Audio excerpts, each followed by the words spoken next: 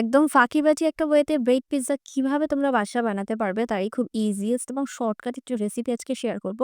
Because pizza বানানোর main ঝামেলাই হচ্ছে do বানানো। আর আজকে আমি হচ্ছে একদমই ফাঁকিবাজি ওয়েতে করছি ব্রেড দিয়ে। সো আজকে আমি ফিলিং হিসেবে ইউজ করব ভেজিটেবল এবং হচ্ছে শ্রিম্প।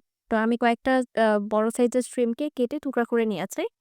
আর এরপরে আমি এখানে একটু লবণ, হলুদ এবং ধনিয়ার গুঁড়া দিয়ে এগুলোকে ম্যারিনেট করে রেখেছি। আর আরেকটা পাত্রে আমি হচ্ছে একটু ঘি গরম করে নিয়ে এখন যে শ্রিম্পগুলোকে এই ঘিয়ের মধ্যে খুব ভালোভাবে কুক করে নেব। অ্যান্ড ট্রাস্ট মি, এটার স্মেলটা খুবই ভালো। আর এদিকে আমি একটা সস রেডি করব। তাই শুরুতে কিছু টমেটো কেচাপ, একটু বারবিকিউ সস এবং সামান্য পানি এখানে নিয়ে নিয়েছি।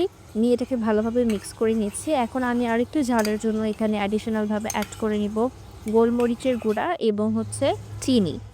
আর তারপরে সবকিছুকে আবারও একটু ভালোভাবে মিক্স করে আমি এটাকে একটা সাইডে রেখে দিচ্ছি। আর এখন চেক করে নিচ্ছি আমার চিংড়ি মাছের অবস্থা। এটা এরকম হয়ে গেলে কিন্তু উঠিয়ে নিতে হবে। আর আরেকটা সাইডে আমি হচ্ছে পেঁয়াজ, ক্যাপসিকাম এগুলোকে খুব ছোট, ছোট কিউব করে কেটে নিয়েছিলাম। বিকজ পিজ্জার মধ্যে আমার কাছে এই ২ টা টপিং খুবই ভালো লাগে। তাই এটা খুব ভালোভাবে কাটা মানে কেটে আমি একটু সটে করে নিয়েছি।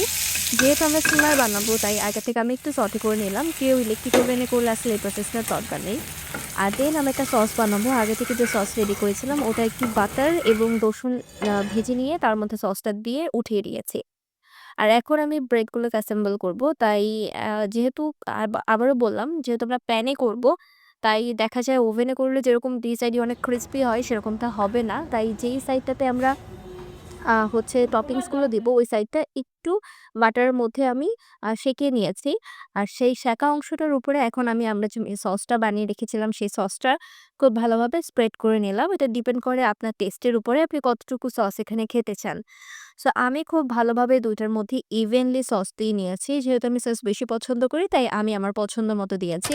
আর তারপরে আমরা যে ভেজিটেবলটা সটে করে নিয়েছিলাম হালকা লবণ দিয়ে সেই ভেজিটেবলটাকে এই ব্রেডের উপরে নিয়ে নিচ্ছি। পিজ্জার মজাই আসলে এটা, আপনি আপনার ইচ্ছামতো টপিংস এড করতে পারবেন। এখন যে শ্রিম্পগুলো আমরা আগে থেকেই কুক করে রেখেছি সেটাকে দিয়ে দিচ্ছি। আমি একটু কিপটামি করে দিয়েছি। আর শ্রিম্প আসলে বেশি দেওয়া লাগে না। কারণ এটার ফ্লেভারটা এমনি অনেক রিচ।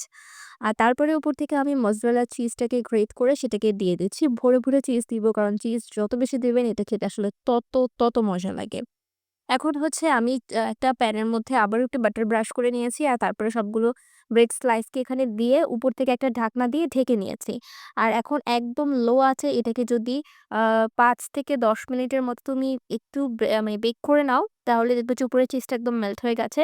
এখানে কিন্তু আমাদের আলাদা করে কোনো কিছু কুক করার নেই। সবকিছু কুক করাই আছে। জাস্ট আমরা চিজটাকে মেল্ট করে নিব। আমি প্রায় ৭ মিনিট পরেই সবকিছুকে উঠিয়ে নিয়েছি। আর আমাদের ব্রেড পিজ্জা কিন্তু একদমই রেডি। উপর থেকে চাইলে তোমরা চিলি ফ্লেক্স এড করতে পারো। বাট যেহেতু আমার ভাইও খাবে তাই আমি আর বেশি একটা ঝাল করিনি। আর এটা হচ্ছে আমার ব্রেড পিজ্জার ফাইনাল লুক। এটা খেতে কিন্তু অনেক মজা হয়েছিল। উপর থেকে আলাদা করে তোমরা টমেটো সস বা মেয়োনিজ দিয়ে খেলে অনেক ভালো লাগবে।